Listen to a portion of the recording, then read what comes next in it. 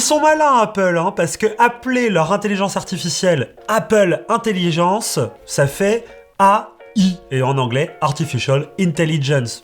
Très très fort. Au-delà de cette pirouette marketing, Apple vient d'annoncer une révolution pour ses produits. Ils en parlent comme un nouveau service qui s'appelle donc Apple Intelligence, qui regroupe plein de différentes fonctionnalités, ce qui permet d'améliorer toute votre expérience utilisateur sur l'ensemble du smartphone. Vous allez voir, c'est très fort. Ce qu'il faut comprendre, c'est que quand vous utiliserez votre iPhone, Apple va créer comme un profil qui sera tout secret, hein, vous ne verrez rien de tout ça, mais va créer un profil type de qui vous êtes, en se basant sur vos messages, vos photos et toutes les données que collecte votre iPhone sur vous. Alors a priori, il faut pas du tout s'inquiéter, Apple compte pas utiliser vos données pour s'en servir à des fins publicitaires. L'objectif, c'est vraiment votre expérience, puisque en se basant sur vos données, Apple donnera du contexte sur qui vous êtes à l'intelligence artificielle. Et ils en ont fait la démo. Quand on demande à Siri « Est-ce que tu peux retrouver le film dont parlait ma femme dans mes SMS ?» Eh bien Siri, grâce à Apple Intelligence, est capable d'aller chercher le bon message dans votre discussion, même s'il y avait plein de messages entre, et de vous recommander le bon contenu sur la bonne plateforme. Donc là, on peut être heureux, Siri va enfin devenir intelligent et peut-être pratique. Et en plus de ça, plutôt beau, puisque j'aime beaucoup ce qu'a fait Apple avec le petit néon en tour d'écran qui s'affiche quand on maintient le bouton verrouillage assez longtemps pour lancer Siri. Toute l'animation a changé, je trouve ça très joli. Et d'ailleurs, Siri est maintenant capable de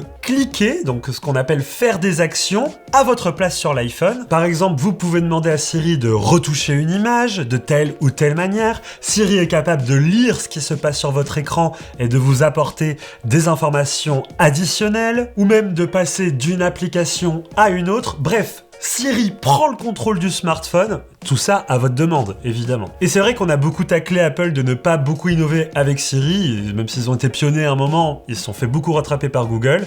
Là, pour le coup, Siri, avec toutes ses annonces, prend beaucoup d'avance. Je donne un exemple qui m'a marqué, puisque c'est quelque chose qui m'arrive assez régulièrement. Vous avez un formulaire avec des données personnelles à remplir sur Internet, je sais pas, pour vos impôts, pour quoi que ce soit, et ben vous pouvez simplement presser pour appeler Siri et lui dire remplis ce formulaire avec mes informations personnelles. Tu trouveras une photo dans la galerie photo de ma carte d'identité ou de mon passeport.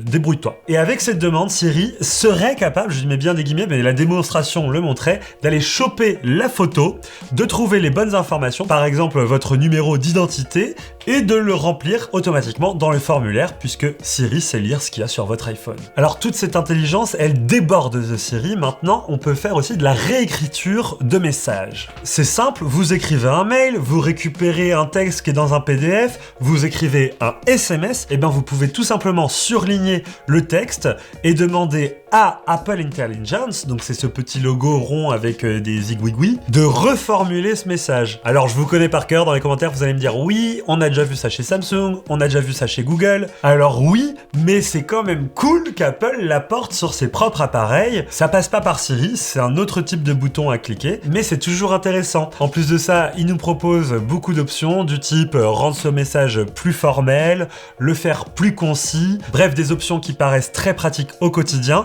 même si, à titre personnel, utilisant un smartphone Samsung avec l'IA qui permet de reformuler les messages, je n'ai pas réussi à intégrer cet usage dans mon quotidien. Peut-être qu'Apple saura rendre ça plus intuitif, plus pratique, plus force de proposition pour qu'on ait envie de l'utiliser dans nos conversations quotidiennes. Après, la question c'est, est-ce qu'on a envie d'avoir des conversations qui sont complètement corrigées par nos intelligences artificielles ? Ça, je vous laisse répondre dans les commentaires. Nouvelle fonctionnalité assez intéressante, c'est les Smart Notifications. On aura des notifications qui seront épinglées comme importantes, et ça a été sélectionné par l'intelligence artificielle d'Apple. Et donc, quand on se retrouve, vous savez, avec les 40 notifications à la fin de la journée, l'IA vous dira « Non, non, t'inquiète pas, t'as pas à tout regarder, tu peux effacer toutes celles qui sont inutiles. Moi, je t'ai sélectionné les 3-4 notifications qui sont importantes pour toi. » Parce que je te connais par cœur. Je suis Apple Intelligence. L'intelligence artificielle, ça sert aussi à faire des trucs inutiles. Et donc, on peut générer des emojis à partir d'un prompt. Donc, on peut lui dire « Fais un dinosaure qui fait du surf en tutu ».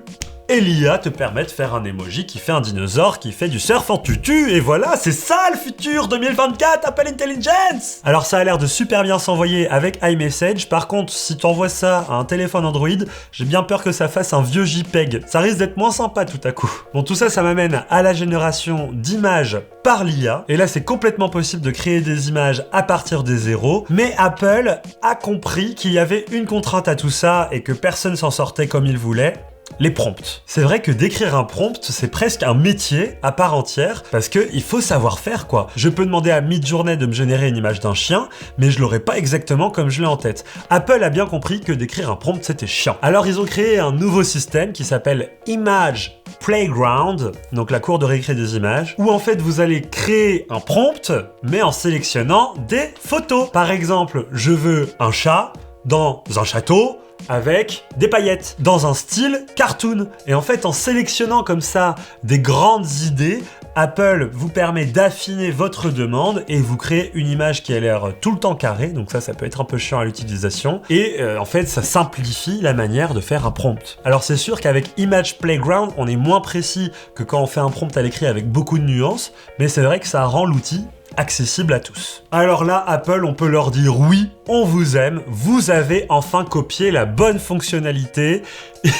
Et je parle de la gomme magique. La gomme magique qu'on a connue sur les smartphones grâce à Google. Et là, c'est vrai que Apple avait un certain retard sur cette fonctionnalité parce que la plupart des concurrents Android l'avaient. On peut enfin effacer des éléments qu'on ne veut plus dans nos photos. Il suffit d'ouvrir l'éditeur de photos, d'entourer l'élément indésirable, par exemple un touriste, c'est souvent ça qu'on veut effacer, et hop, le touriste est remplacé par un fond généré par IA. Ça a l'air de plutôt bien marcher, et en même temps j'ai envie de dire heureusement, parce que ça fait longtemps qu'on l'avait chez les autres. Alors là, avec cette nouveauté, je pense qu'on va tous kiffer.